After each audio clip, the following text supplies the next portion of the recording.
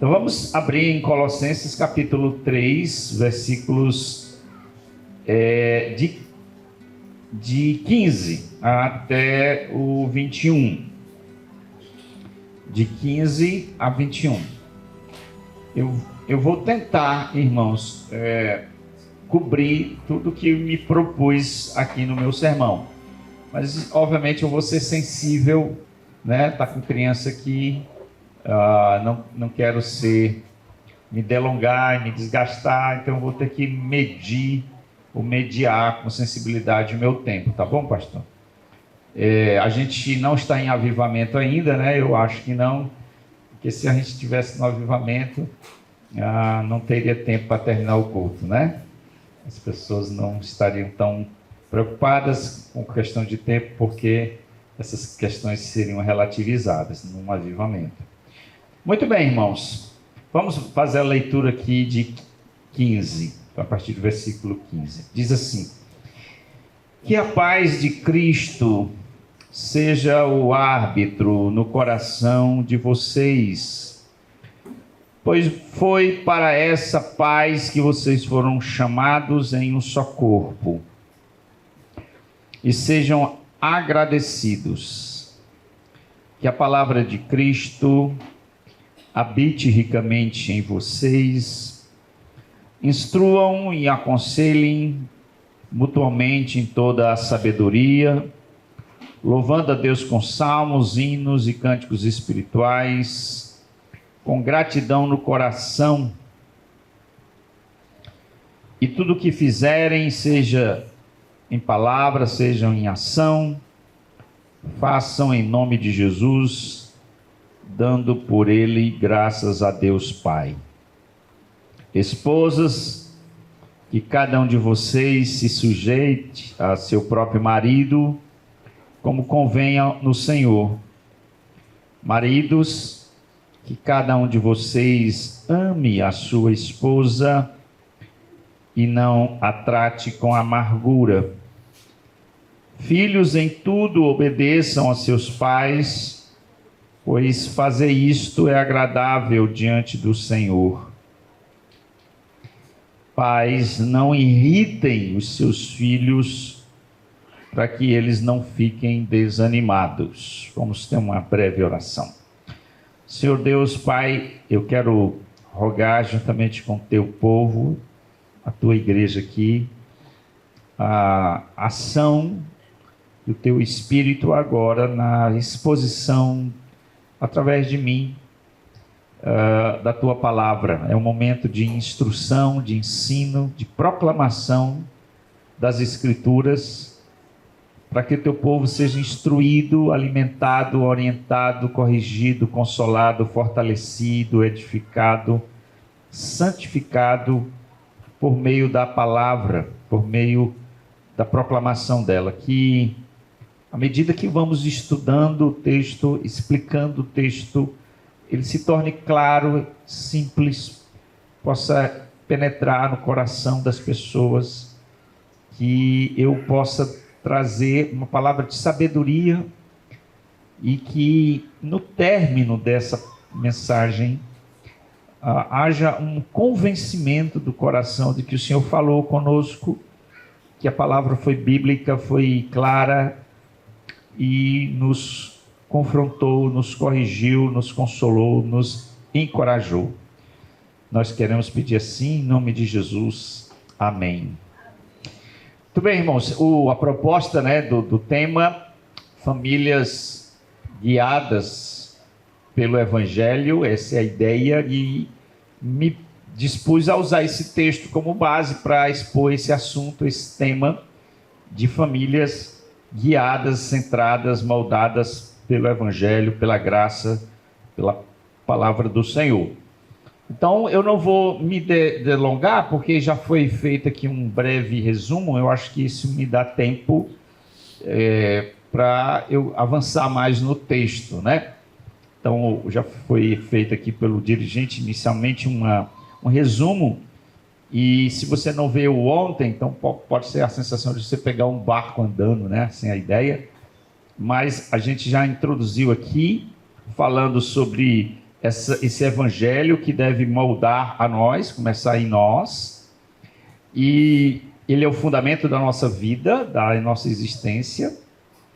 Nós somos eleitos, santos e amados, e a partir dessa identidade do que nós somos, nossas relações são influenciadas ou devem ser moldadas a partir dessa relação corrigida ou dessa identidade de que Deus nos elegeu, nos santificou e nos amou.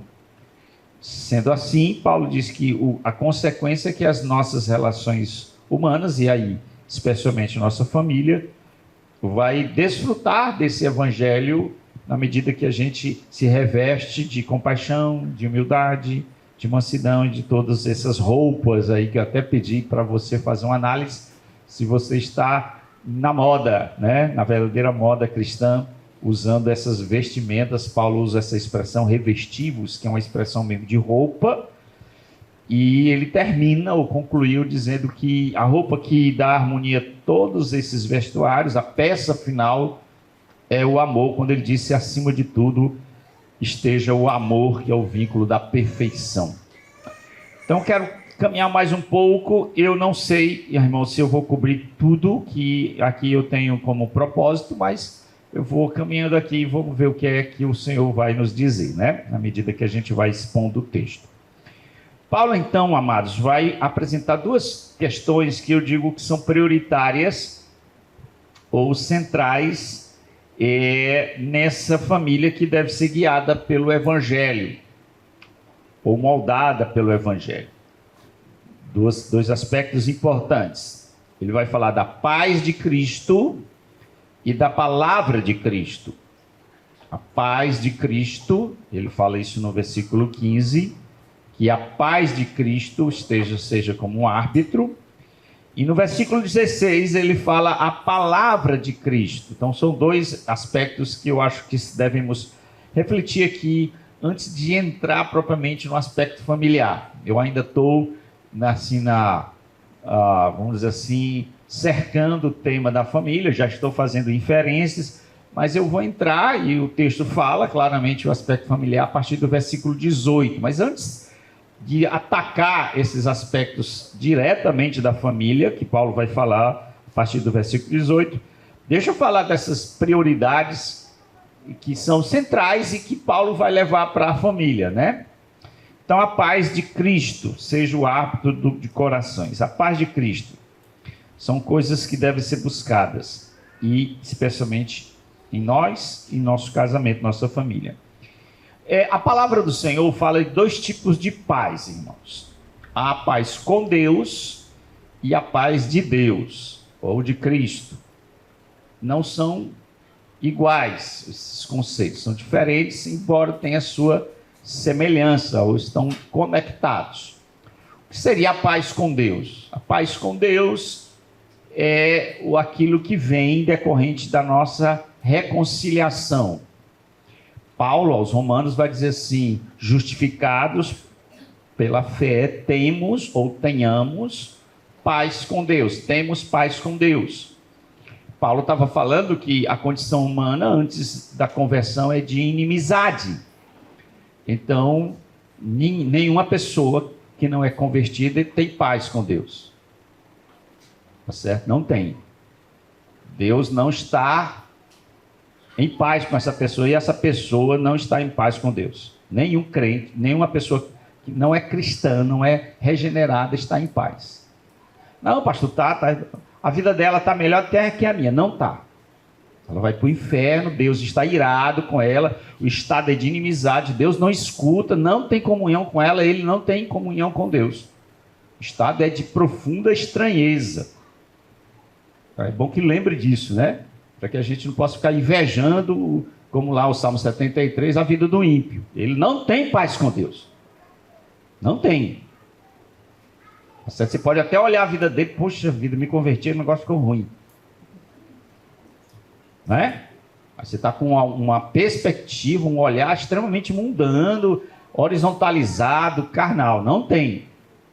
Então essa paz com Deus é resultado da conversão. Quando nós nos convertemos, nós nos reconciliamos E o estado de inimizade foi pacificado, agora nós somos filhos de Deus, temos comunhão com Deus, Deus é nosso Pai, estamos em paz com Deus. E esse estado é permanente, irmãos, é bom que se diga isso, é permanente.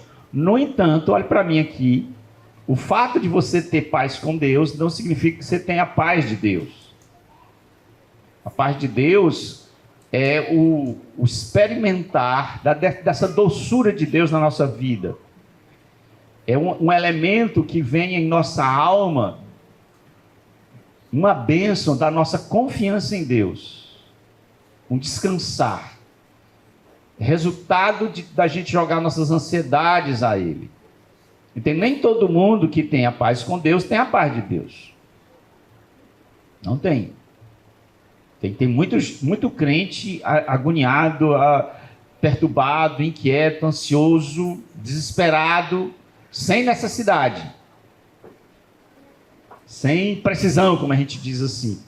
Paulo vai dizer sobre essa paz de Deus em Filipenses, quando ele diz: não andeis ansiosos por coisa alguma, antes sejam, através da oração, súplica, petição e ações de graça, colocadas suas orações, e a paz de Deus, que excede todo entendimento, guardará o vosso coração, a vossa alma. A paz de Deus vem como resultado de nós orarmos e confiarmos no Senhor. Então ela é uma decorrência de uma confiança em Deus. Então tem muitos crentes sem paz de Deus. Não desfrutam dessa bênção que foi vinda por meio da paz com Deus. Quando você fez a paz com Deus, ou Deus e vocês se pacificaram, uma das bênçãos que a gente pode desfrutar é a paz de Deus. Então tem muito crente sem isso. E Paulo fala disso aqui. Essa paz de Deus ou de Cristo seja o árbitro. O árbitro aqui, amados, é uma ideia de dar o veredito em situações de tensões ou críticas. A paz seja o fator decisivo. Isso aqui é muito interessante, irmãos. Que ela reine sobre as minhas preferências e preocupações e conflitos. Paulo não está dizendo aqui, irmãos, que você tem que advogar a paz em sacrifício da verdade. Isso pode muitas vezes acontecer. A paz a todo custo. Eu não sou defensor de paz a todo custo. Não sou. No sentido de eu vou ter que abrir mão do que é verdadeiro, do que é certo, para poder ter paz. Eu não acho que Paulo está aqui mandando sacrificar alguma coisa ético, moral, para você obter paz. Às vezes você tem que entrar em guerra para poder ter paz mesmo. Mas o que Paulo está falando aqui é que muitas vezes nós podemos buscar uma situação e ter uma boa vontade de desfrutar essa paz, arbitrar a paz em nossas relações. Perdoando, sendo compassivo, sendo misericordioso, humilde. Irmãos, é porque tem, o pastor aqui sabe, né?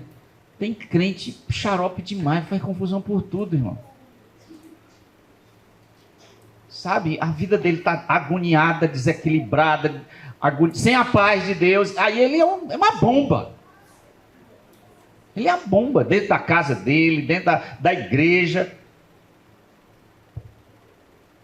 Ele é uma pessoa tão inquieta, tão desorientada, que se está tudo bem, ele faz confusão, porque não está bem. Mas está tudo em paz. Rapaz, eu vou fazer uma confusão aqui na igreja para melhorar, porque está muito quieto aqui. Né? Então, amados, Paulo aqui está pedindo que essa paz arbitre ou reine, que a gente tenha essa boa vontade de pacificar relações, de viver em paz com as pessoas. Bom, e essa paz, Paulo diz, deve governar o nosso coração. Esse coração aí, Paulo fala várias vezes nesse texto, ela deve governar, né? Seja o ato do coração, seja, se ela governa o meu coração, ela afeta as minhas relações. A paz começa em mim e ela vai arbitrar as minhas relações. Um homem sem paz, sem a paz de Deus, é uma pessoa, é um homem bomba, né? Aquele camarada dos muçulmanos, né? Misericórdia. Esse é o cidadão sem paz. Ele desestrutura o ambiente, ele inferniza a família, ele causa confusão em tudo que ele está.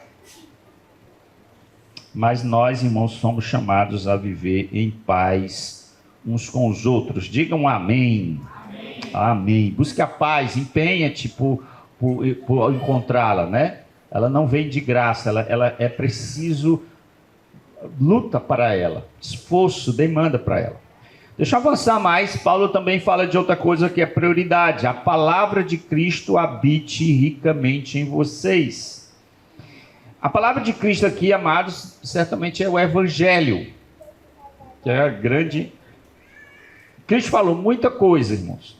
Eu poderia dizer assim, a palavra de Cristo pode significar tudo o que ele falar, mas o centro, o cerne da mensagem de Cristo é o Evangelho, as boas novas.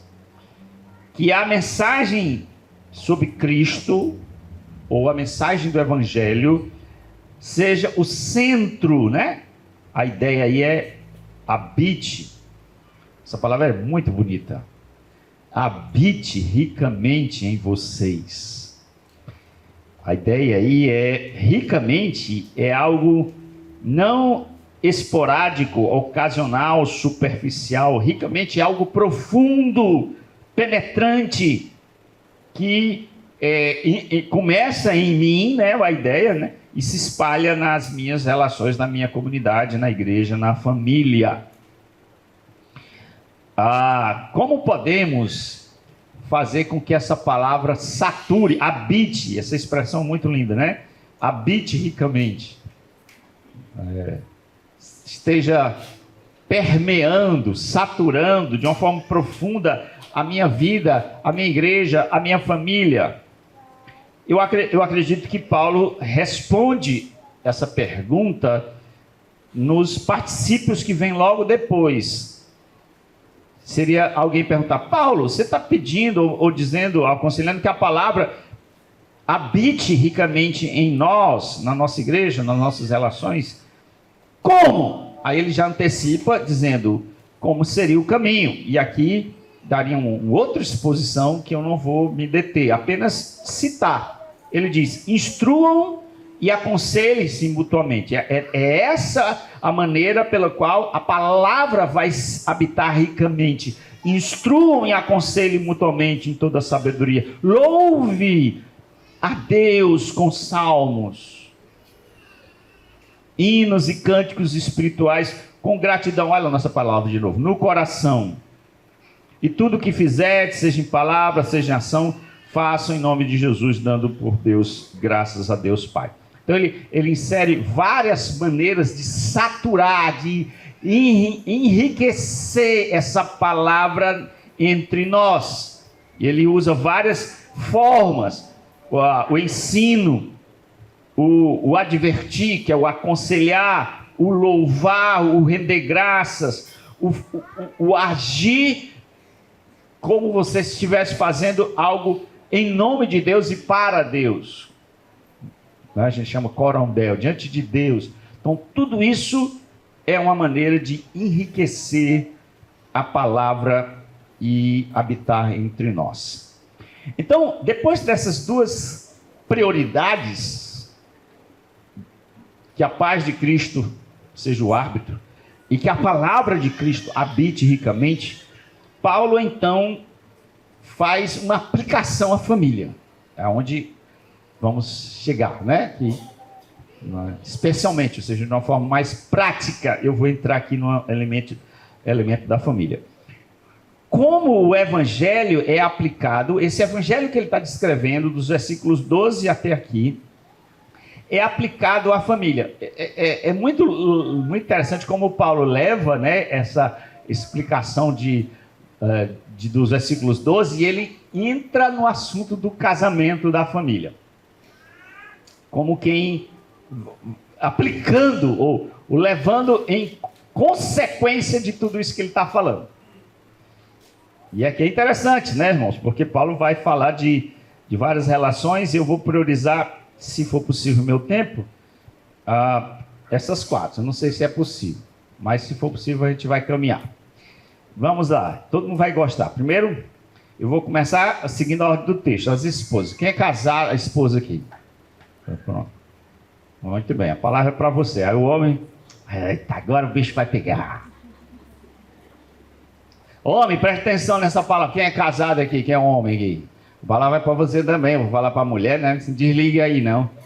Não apague, não. Desligue seu cérebro, não, viu, irmão? Vamos lá. Que aqui, qual é as consequências do evangelho para a família? E aí eu vou começar com a esposa. Esposas, que cada uma de vocês se sujeite ao seu próprio marido como convém no Senhor. Então, o chamado decorrente do evangelho, né, que deve guiar a família, para a esposa está aqui muito claro.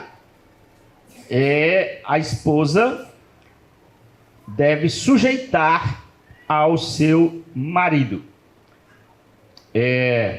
E essa palavra aqui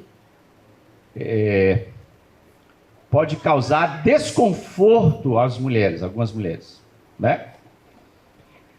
Porque o feminismo, ele se infiltrou, ele é uma bandeira do nosso tempo.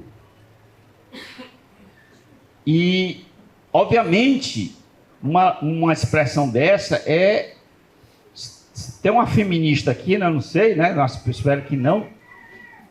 Ela vai dar um troço aqui. Vai cair aqui dando um ataque, né? Inclusive, irmãos, essa questão do feminismo, irmãs, olha para mim aqui, por favor. Não subestime as ideologias, a cosmovisão, o ar que você respira. Eu disse, não, pastor, eu não sou feminista, não. Pode ficar tranquilo. Será? Será que eu não fisgou você? Você não sabe? Tem uma irmã da igreja, da nossa igreja. O irmão Bruno sabe quem é. A irmã Daiane, esposa do Crisóstomo.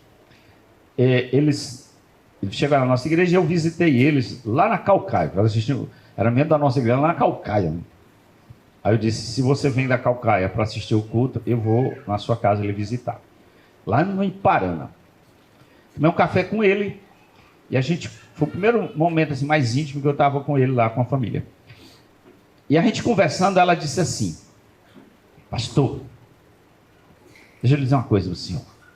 Diga, irmã. Eu era feminista e não sabia. Quando eu cheguei na Filadélfia, eu descobri que eu tinha ainda raízes do feminismo. Porque a ideologia, ela inocula em você, e você nem sabe.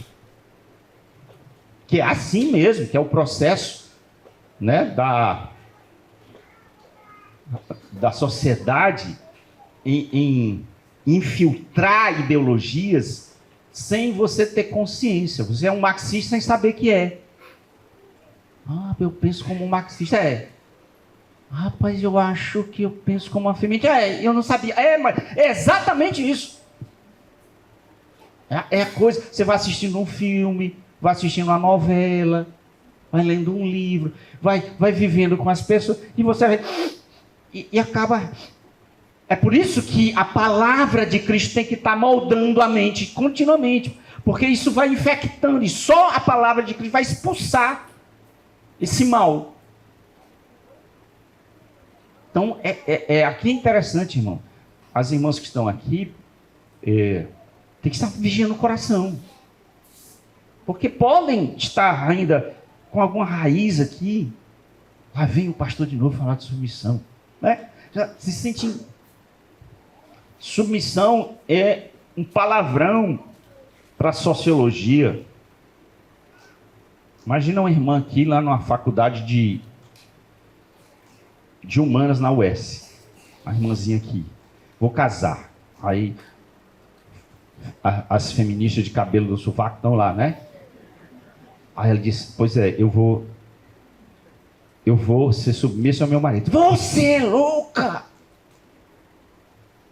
É assim, irmão. A pressão. Uma pessoa que diz assim, eu vou casar virgem.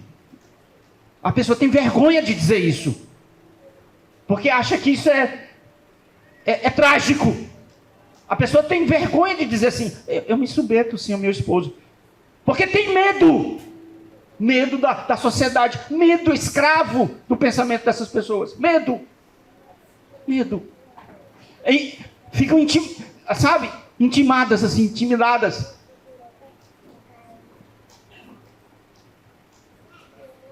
Daí a pressão do feminismo e da sociedade tomando o coração das pessoas, tomando o coração dos crentes, assaltando o coração desses crentes.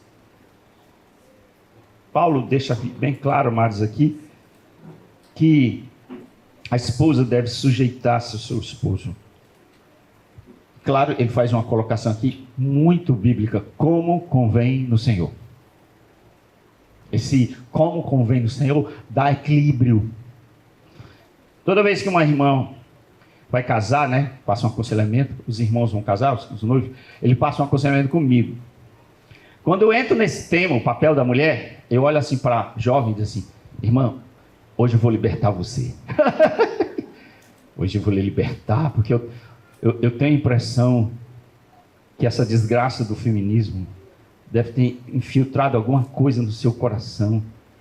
E você está aí com alguma coisa. Hoje você vai sair livre, leve e solta daqui. E vai ver essa bênção da sujeição. Não como um fardo desgraçado. Oh meu Deus, como um peso na alma. Não vai. Você vai ver como é belo isso. Como é libertador isso. Como convém no Senhor, portanto, deixa claro qual é a relação que Deus pretende nessa sujeição.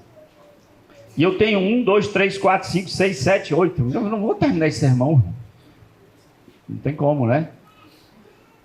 E o que é e o que não é submissão. Eu vou dizer o que não é, vou só ressaltar aqui. Não é colocar o marido no lugar de Deus.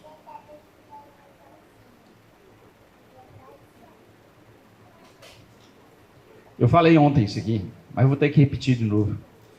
Quantas mulheres colocam sua esperança de felicidade, de realização pessoal, de expectativas sobre o marido, onde deveriam colocar sobre Deus. Tornam o marido um ídolo. Porque tudo aquilo que não é Deus, e você tem uma relação de confiança nesse tipo, é um Deus. Então, submissão não é colocar o marido no lugar de Deus. Eu poderia dizer muita coisa sobre isso, irmão. Por exemplo, aquela que se divorciou. Oh, minha vida vai se acabar, eu vou morrer. Ou aquela que perdeu o esposo. Com todo respeito ao luto.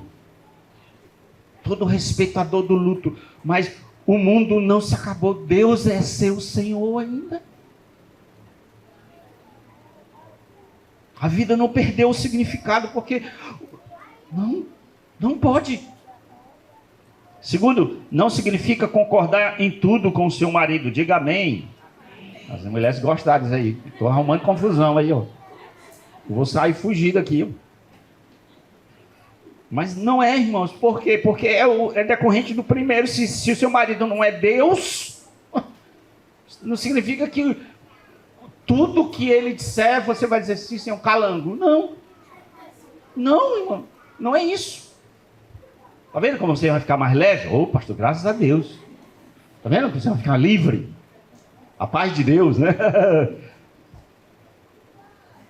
Não significa abandonar o pensamento independente ou estagnar intelectualmente. O Piper disse que quando você casa, submissão não significa deixar o cérebro no altar. Massa demais, né? Você casou, diz assim, sim, você recebe? Sim. Pronto.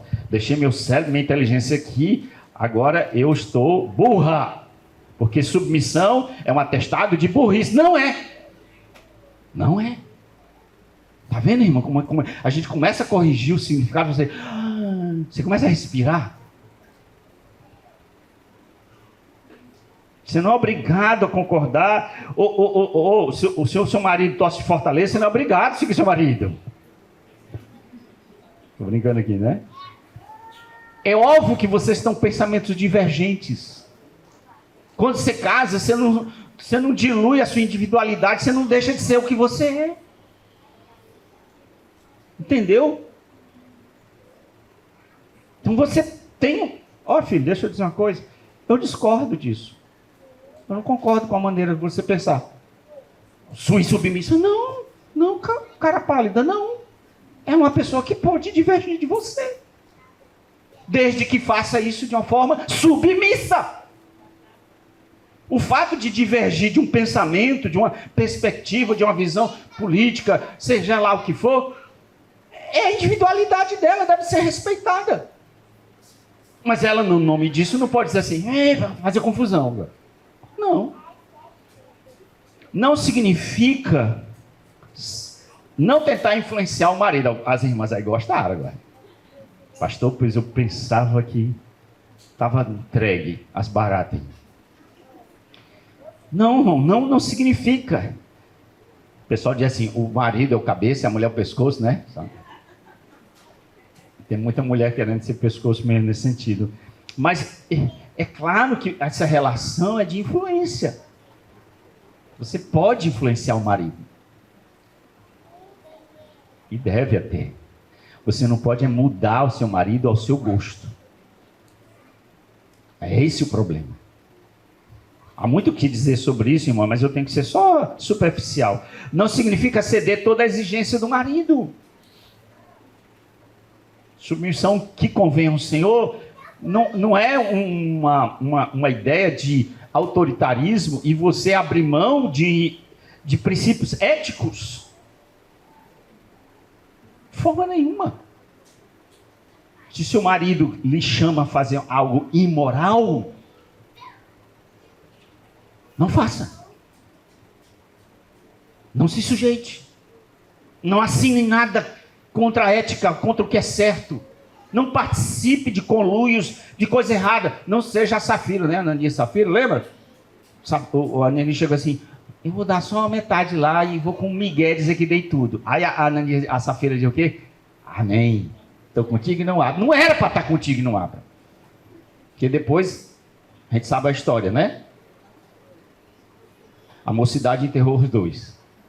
A Bíblia diz que os jovens chegaram e pegaram o corpo dos dois e enterraram. Não significa não corrigir o marido. Então, o marido, quando pecar, o pastor diz que eu sou submissa. Não. Você corrige o seu esposo. Mas de uma forma... Ei, pera ainda. Vem cá, mocinho. É assim? Vem cá. Não. Pedro diz assim, irmã, sede vós submissa aos seus próprios maridos, porque se ele não obedece à palavra, seja ganho sem palavra. A relação é muito interessante. O marido ali não está obedecendo à palavra. Pode ser um descrente ou pode ser um marido crente, pai acha que pode ser essa opção também, que mesmo sendo crente, não está obedecendo à palavra. Pode acontecer isso. Pode ser que Pedro esteja trabalhando um ímpio, ou pode ser que esteja trabalhando um crente com um comportamento ímpio. Você está pecando. E qual é a orientação lá? Nesse caso, não seja submisso. Não, o texto diz, olha, você ainda deve submissão. É questão funcional, estrutural. Não significa que você não vai corrigir, confrontar. Mas nesse ato você não deixou de ser submissa. É a maneira como você vai fazer. É a forma como você vai fazer.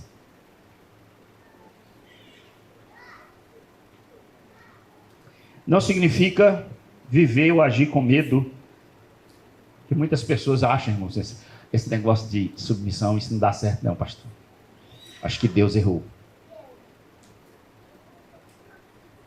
E eu vou ser guiada por Ele? Prefiro ser guiada por mim mesmo. Eu tenho medo. É claro que o medo é uma reação natural a uma liderança muitas vezes problemática. Então é possível que esse temor se apodere do seu coração. Somente quando um líder é terrível. Terminar esse pontozinho aqui, irmãos, para passar para os maridos, pelo menos para os maridos. Talvez não vou chegar para os filhos aqui, não. Deixa eu dizer duas coisas para eu entrar nos homens, para as mulheres ficarem felizes, né? Primeiro, a questão da insubmissão. Paulo e Pedro, quando fala mulher ser submissa aos seus maridos, ele está lidando com um aspecto da estrutura do casamento, né? Como C.S. Lewis disse, não existe democracia no casamento. Não existe democracia no casamento. Não existe. Não existe. Esqueça. Não. Se o marido diz sim, a mulher diz sim, diz não, não tem o mesmo peso. Não pode ter. Porque ninguém vai para canto nenhum. Mas a questão também passa por uma questão de queda. Aqui está o problema.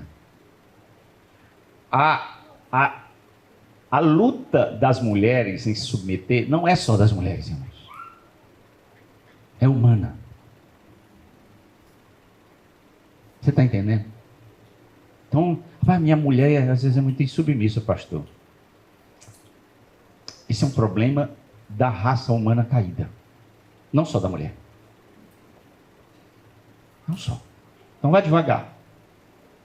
Que você também tem o mesmo problema. Nós todos. Todos nós lutamos com essa questão também. Olha aqui, irmãos. É tão verdade que a gente desobedece a Deus. Né? A gente peca. Deus diz algo, você sabe que o que é para fazer e você peca. O que é isso senão insubmissão? Ora, se você é insubmisso a uma autoridade perfeita, a autoridade de Deus é perfeita, não reclame. Não, eu não submeto meu marido porque, ele pisa na bola. E Deus? Deus pisa na bola e você muitas vezes é insubmisso a ele, rebelde a ele. Ora, se nós temos dificuldade de submeter a autoridade perfeita, quiçá uma autoridade imperfeita, que é os nossos esposos. Então, isso é um efeito da queda, está lá em Gênesis 3,16, que o teu desejo será contra o teu marido.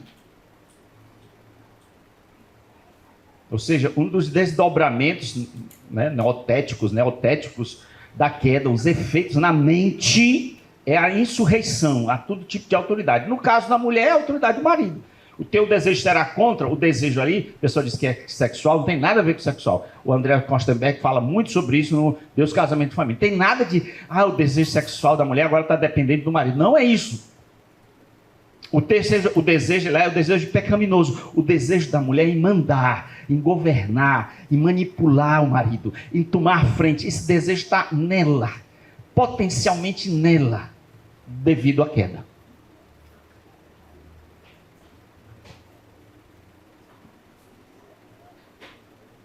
E a segunda explicação vem a ver com esse problema. Se o problema de insubmissão é um problema de natureza pecaminosa, a cura é espiritual. A cura é espiritual, não tem como. Porque a submissão é de caráter espiritual. Paulo fala isso em Efésios, que é a carta gêmea de Colossenses, trabalhando esse mesmo tema, na dinâmica do espírito. Quando ele diz lá, não vos embriagueis com vinho, mas enchei-vos do espírito. E como consequência desse enchimento do espírito vem a submissão. A submissão é uma decorrência desse enchimento do espírito. E é claro, só pode ser lógico isso. Se o meu problema de insubmissão é espiritual, fruto do pecado, somente o Espírito Santo do Senhor pode mudar as minhas inclinações pecaminosas. Portanto, a submissão é de caráter espiritual. Trocando em miúdos, irmãos, à medida que a mulher está cheia do Espírito, tomada pelo Espírito, moldada, saturada, tem uma relação de piedade com Deus, de amor, ela será submissa. ela conseguirá obter isso diante da graça de Deus. E olha, amados, deixa eu lhes dizer uma coisa, o que torna a mulher bela é isso. Pedro vai falar isso. Quando ele vai dizer assim, o que adorne a mulher não seja o cabelo, as coisas, né, de ouro.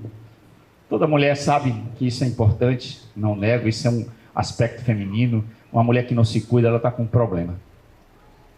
Mas tem mulher que se cuida muito sobre isso, também tem um problema. E Paulo diz, o Pedro vai dizer, o que embeleza a mulher é um espírito manso e de um coração humilde. Não é verdade? Uma mulher bela é essa mulher cheia do espírito. Coração manso. Isso que traz toda a graça e beleza para uma mulher. Bom, irmãos, vamos avançar aqui. Já está 40 minutos, eu tenho para falar com os homens. Os homens são aqui tão bons aqui que não precisa de muito recado não, né, pastor? 3 minutos dá para resolver o problema deles, né? As mulheres vão me pegar ali fora. Mas vamos lá. Os homens, maridos, que cada um de vocês ame a sua esposa e não trate com amargura. Homens, agora digam amém agora. As mulheres, não desligue, porque isso aqui é importante para você também. O homem é chamado a amar a sua esposa e não tratar com amargura. A chamada para a natureza e compreensão desse amor é derivada de Cristo. Segundo Efésios, que é a carta gêmea. Quando ele chama o marido a amar a sua esposa, o parâmetro que ele colocou, você conhece, é ame como Cristo amou. Qual é o modelo? Qual é o paradigma? Qual é o referencial? Pouquinho. Baixinho. Né? Bem rasinho, não. Bem alto. Ame como Cristo ama a igreja. O sarrafo é alto. Aliás, eu vou dizer de antemão, impossível. Eu vou falar aqui do amor do marido, as dimensões.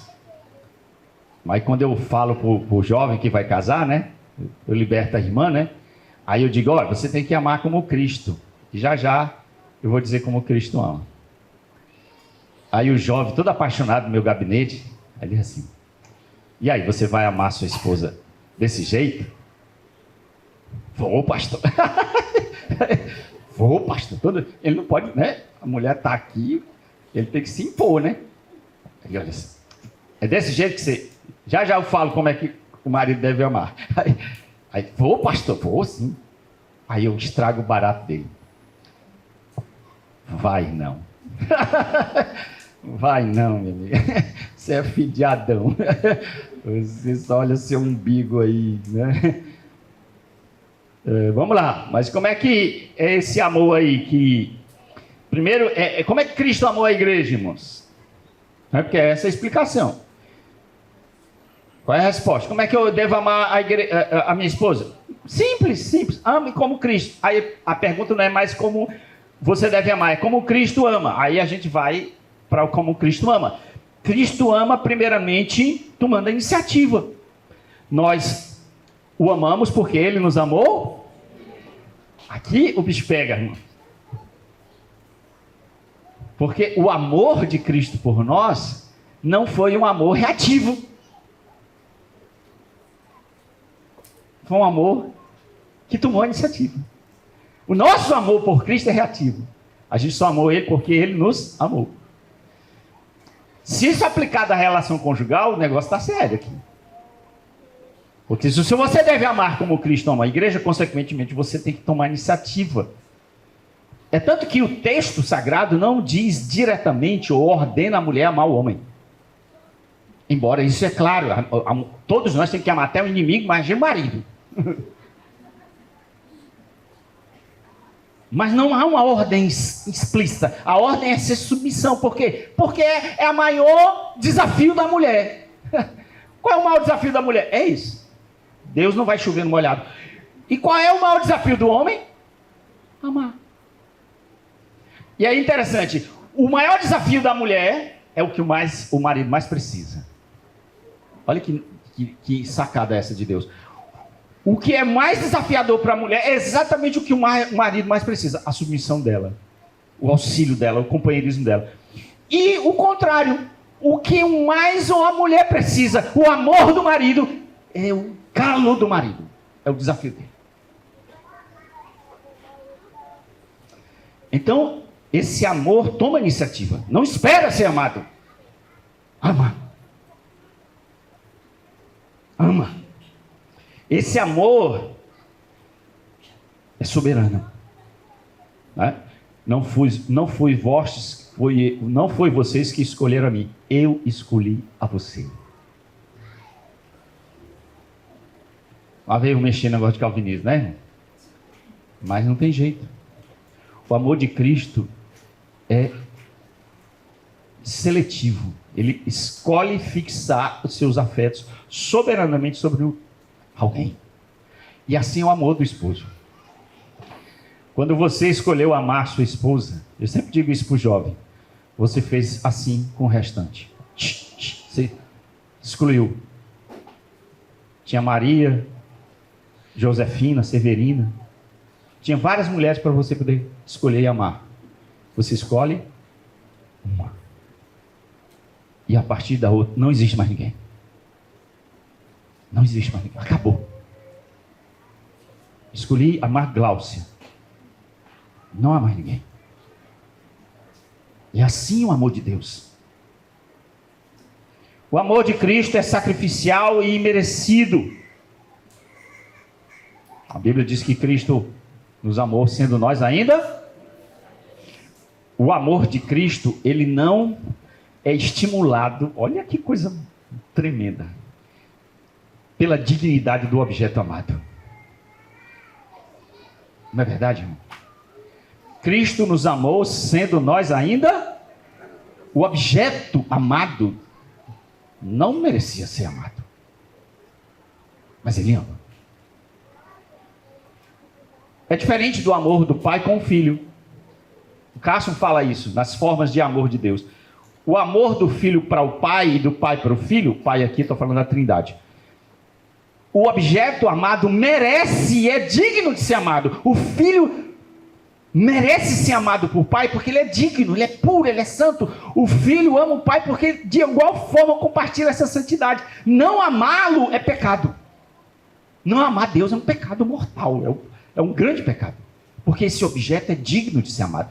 Mas o amor de Deus por nós não é assim. É diferente. Ele ama os não amáveis.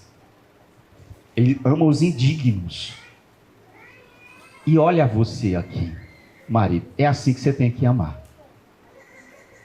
É assim. O objeto lá tem imperfeições, tem rugas, tem máculas. Mas você ama. Você ama assim. O amor é perdoador, a gente já falou sobre isso, né? O amor de Cristo é perdoador, ele nos perdoou todos os pecados, assim o marido deve perdoar, já que o objeto amado é imperfeito, ele vai ferir você, portanto você precisa perdoar. E o amor de Cristo é prático.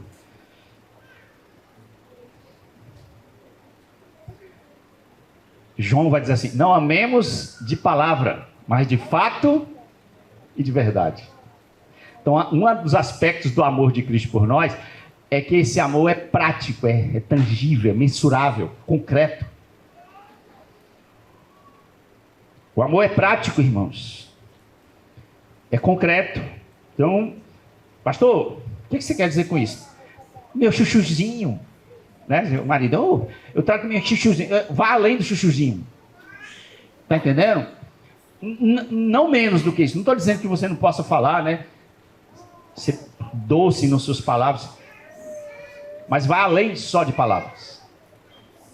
Então, como é que você pode amar de uma forma prática? Eu vou dar aqui conselhos bem práticos. Podia ser muito. Tem um livro do David Merck. 101 maneiras de paparicar o seu esposo. Pode comprar. 101 maneiras de paparicar a sua mulher. Ele dá vários conselhos práticos, irmãos, para você convencer a esposa que você ama. Legal. Ela está convencida que você ama. Então, 101 maneiras. O pastor compra daí e cobra. Mas dá uma dica aqui. Como é que você pode convencer de uma maneira prática a sua esposa que a ama? Primeiro dizendo que a ama. Claro, né? Quando o texto diz não amemos de palavras, não está dizendo que a gente não pode também amar. O problema é só amar de palavras e não amar de fato e de verdade. Mas é claro que você precisa amar de palavras. É claro, amigo, olha aqui, maridos, por favor. É claro que você tem que chegar para sua esposa e dizer que ela ama. Ô pastor, ela já sabe. Uma agonia, né? Por isso que homem é dose. Não, carapada, ela precisa, isso afirma o coração dela. Ela gosta de ouvir isso. Homens, olha aqui para mim, por favor. É melhor que você diga do que alguém diga isso no lugar de você. E fisgue a sua esposa. Num vácuo emocional. Numa carência afetiva. Alguém chega e toma o coração de sua esposa. Porque ela sabia disso. Não precisava dizer isso, não. A gente sabe do fenômeno do adultério feminino, as explicações pelas quais elas caem. Há estudos comprovando como é a dinâmica de um adultério feminino. É por causa de um cabeçudo desse que precisava dizer, para que isso? Outra maneira de você dizer que a ama é admirando-a. Sua esposa não é a empregada, irmão. Não é. Ela é sua esposa. Ela é sua carne. Ela é seu osso. A alegria dela é a sua alegria. A dor dela é a sua dor. Então admire-a. Admire-a. Reconheça. Filha, olha você. Seja honesta, prima, né? Não inventa elogio onde não existe. Mas admire. Outra maneira, essa aqui é boa. Tem um bocado aqui. Não tem 101 não, mas tem um bocado. Ó, marido, essa aqui é difícil para os maridos, mas eles vão dizer amém. Digo amém. Estão fisgados agora, porque o que eu disser agora vocês vão ter que fazer. A maneira como você diz que a sua esposa, se convence a sua esposa que a ama, é ouvindo-a. Escutando ela. Ela precisa falar. Ela precisa, às vezes, desabafar. Ela precisa abrir a alma, rasgar o coração. E ela precisa de alguém que escute a ela. E esse alguém é você. Enfim, irmãos, eu vou parar aqui, que meu tempo já adiantou. Vou terminar aqui. Não vou chegar, viu, pastor? Deixa para outra vez, eu não vou chegar nos filhos e nem nos pais. Não, irmão, aqui. Não dá tempo não, aqui vai dar 10 horas. Eu não termino esse sermão. Pregue mais, né, os puritanos. Tá bom, vamos lá. Só fechando dos homens, vou dar só dos filhos aqui. Terminar aqui dos homens. Lembra que eu falei do jovem lá que vai casar? E eu falo tudo isso, eu falo muito mais. Aí eu dizia, você vai amar a sua esposa desse jeito? Aí ele, pastor, né? Que ele não quer perder a moral, né? Aí eu estrago tudo isso. Vai não, você é egoísta, eu e você, somos... Por que não vai, irmão? Porque isso depende da minha relação com Deus. Largado a mim mesmo, vivendo a vida voltada a mim mesmo, não... É a mesma história da esposa. A esposa não vai conseguir ser submissa sem o poder do Espírito. O homem não pode amar assim, porque o homem não ama assim, irmãos. Ninguém ama assim. Quem ama assim? Quem ama assim? Deus. Esse amor é divino, é de uma outra dimensão. Então somente na minha relação com Ele é que esse amor vem ao meu coração e eu consigo passar. Você não tem condição de amar assim. Quem ama assim é Cristo. Então você tem que andar em comunhão com Ele. Que esse amor sature você e você canaliza para sua esposa. Aquilo que eu disse ontem, repito, que o Spurgeon diz, né? A melhor coisa que eu posso dar à minha esposa é meu amor por Cristo. Então é a vida no Espírito, na dinâmica do Espírito, que me capacita a amar assim. Se não for assim, você não terá condição de amar a sua esposa. E a outra coisa, o amor é aprendido. Lembrar disso. Ensine seus filhos isso. O amor se aprende a amar. Pastor, eu não sei amar não. Pois aprenda. Aprenda. Podemos aprender a amar. Eu participei de um retiro de casado da nossa igreja esse ano, com o André Costa, e ele falou uma frase que entrou aqui na minha cabeça, sai mais não. Não nos casamos por amor. Nos casamos para amar. E é verdade. Casamento é uma escola para a gente aprender a amar. Não é não? Que escola. Pastor, eu quero aprender a amar. Case. Você vai aprender a amar lá. Conviver com uma pessoa dentro de casa. Aprender a ser paciente, ser humilde, ser tolerante. A escola do amor é ali. Você vai saber o que é amar, né? Ali. Quando a sua esposa está doente, você sente a dor com o seu filho. Ali é o amor. A gente casa para aprender a amar. Dietrich Bonhoeffer disse isso. Não é o seu amor que sustenta o casamento, mas agora em diante é o casamento que sustenta o amor. E filhos, eu tenho dos filhos dos pais. Eu não tenho muito tempo. Qual que você escolhe? Aqui, dos filhos, né? Dos pais aí, né? Dos pais eu deixo para a última vez aí, né? Que o texto, vou seguir a sequência, vou terminar rapidamente. Filhos, em tudo obedeçam aos seus pais, pois fazer isso é agradável diante do Senhor. Deixa eu só rapidamente encerrar aqui com os filhos. A desobediência dos filhos, irmãos, é uma marca dos tempos difíceis. Paulo disse que nos últimos dias os filhos serão desobedientes aos pais. E os últimos dias é desde a ressurreição de Cristo até os dias de hoje. Então, uma marca da nossa geração, disse Paulo, é essa desobediência dos filhos. A desobediência está ligada, disse Provérbios, ao coração da criança. Ou seja, as crianças, elas nascem já com essa inclinação à rebeldia, à desobediência.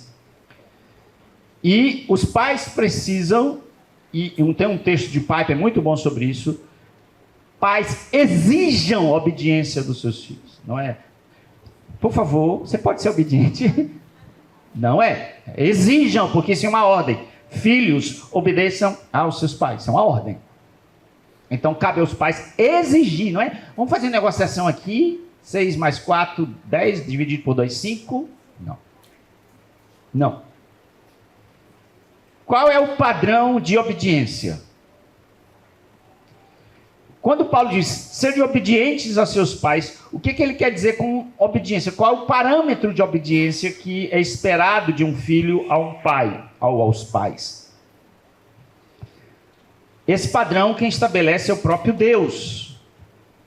E eu quero citar aqui David Merck. Ele coloca 3 aspectos que devem estar presentes na obediência de um filho a um pai. E é legal que o David Merck aliterou, colocou tudo com uma letrazinha inicial mesmo, facilita você guardar isso. Os pais vão amar. Primeiro, a obediência esperada de um filho a um pai deve ser imediata. Com I. Tudo é com I, ajuda. Não me faça contar até 10, né? Até 3, né? Olhe, você vai ver, atenção, 2, 999, né, irmãos? A gente não sabe treinar, educar, moldar os filhos, está perdendo a paciência, né? Aí essa obediência sempre é postergada, é procrastinada, e o pai não faz nada, e leva na barriga, e o filho olha assim, esse é meu pai. A obediência precisa ser imediata, irmãos. Não é algo que você pode ficar negociando. Segundo, a obediência deve ser inteira, tudo com I, vai ajudar aí os irmãos. Inteira. O que é inteira ou integral? É a ideia de, irmãos, obedecer tudo que foi mandado. Só foi 40%. Filho, arrume seu quarto. Eu vou botar moral aqui nessa casa. Terminou de acordar, arruma seu quarto, ajeita a cama, deixa tudo organizado. Não quero seu quarto bagunçado. Pegue o lixo. Mateus, meu filho, né, filho? Ele odiava pegar o lixo. E ele sonhava casar para ficar livre dessa missão. Era sério. E outra coisa que o meu Mateus detestava, ele disse, vá no mercadinho. Ele disse, um dia eu vou casar e ter um filho para mandar ele para o mercadinho.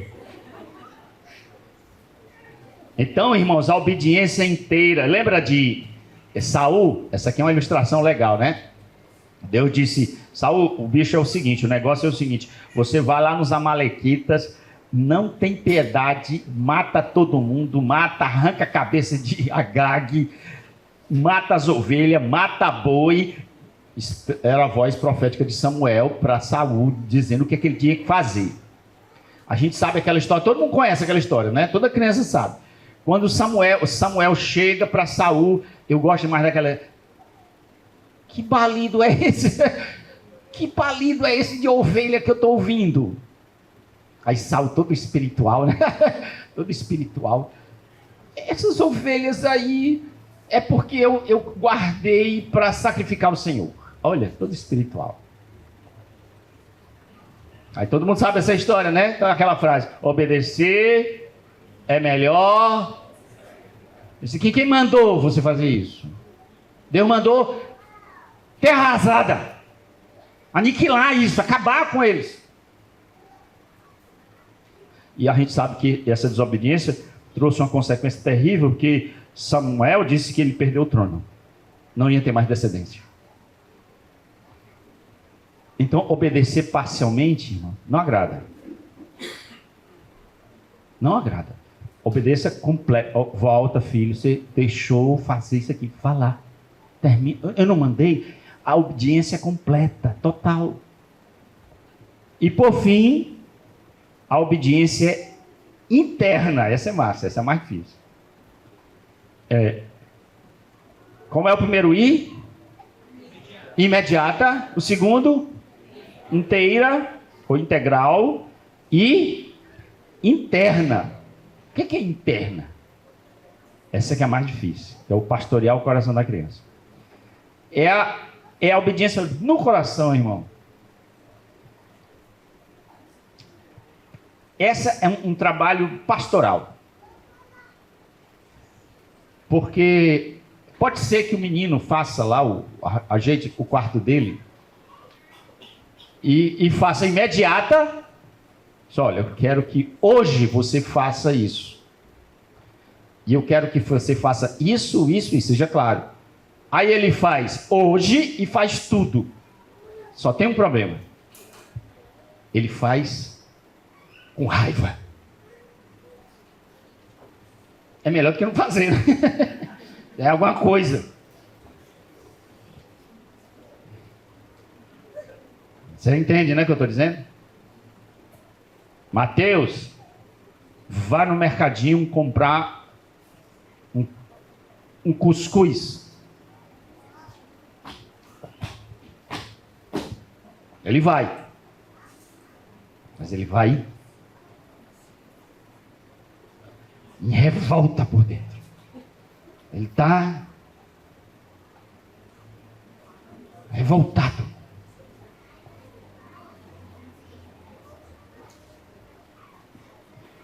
Bíblia diz que nós devemos guardar o coração porque deles procede as fontes da vida. O ensino bíblico é que o pecado ocorre no coração. Conta-se a história de uma criança que, ao receber uma ordem de seu pai para sentar-se, foi desobediente. Aí o pai diz: se você não sentar,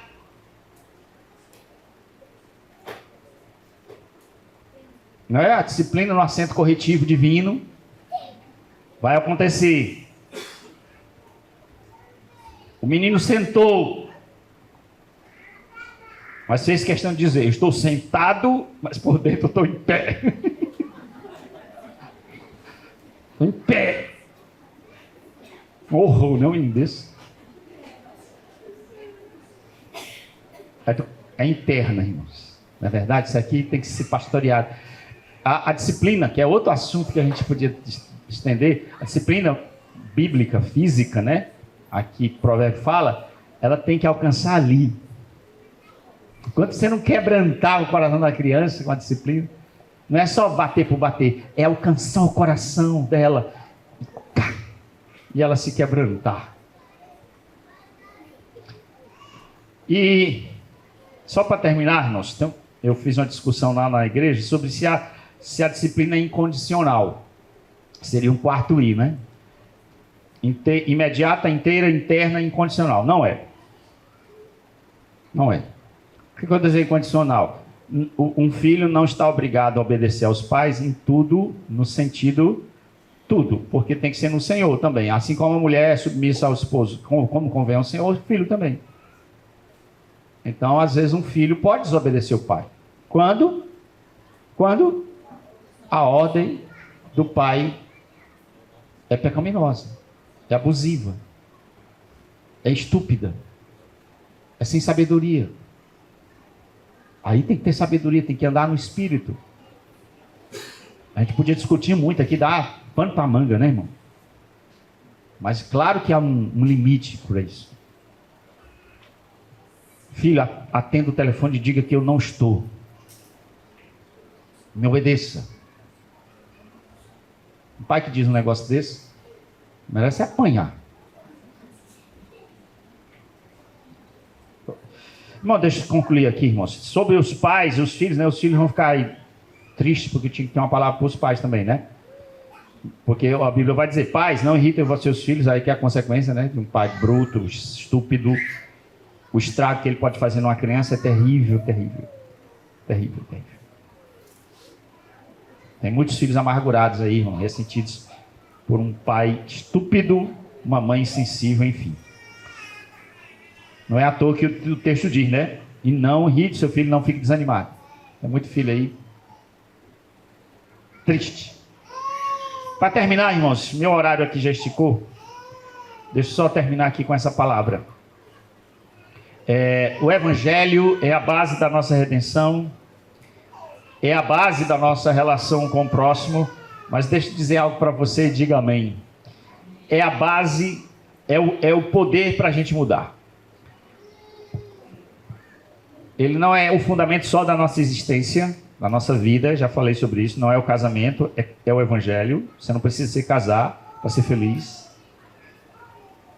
Ele não só influencia as nossas relações, muda as nossas relações, molda as nossas relações, a gente viu isso, mas ele também muda nós mesmos. Porque talvez aqui, e eu tenho certeza, você ouviu um sermão desse, você está se coçando, dizendo assim: ainda bem que o pastor falou isso. Meu marido agora vai para casa, agora muita chibatada aí. Ou o marido deve estar dizendo assim: ainda bem, o pastor falou sobre missão, ela estava precisando disso. Então cada um aqui talvez está pensando nesse sermão para o outro. Cutucando assim, o outro está ouvindo aí? Mas eu acho que a coisa deve começar em você, mais do que no outro. E o Evangelho pode mudar você. Alguém pode dizer assim: graças a Deus, o pastor falou sobre isso aqui, sobre aquilo. Que essa mensagem possa mudar o meu esposo ou a minha esposa. Não comece assim. Comece assim. O que eu preciso mudar. Porque o Evangelho pode mudar. Porque é assim que deve moldar os nossos corações. Que Deus abençoe vocês, irmãos. Deus abençoe essa igreja, pastor. Que esses conselhos, essas orientações aí ajude vocês a viverem e a terem o Evangelho guiando seus casamentos. Vamos orar.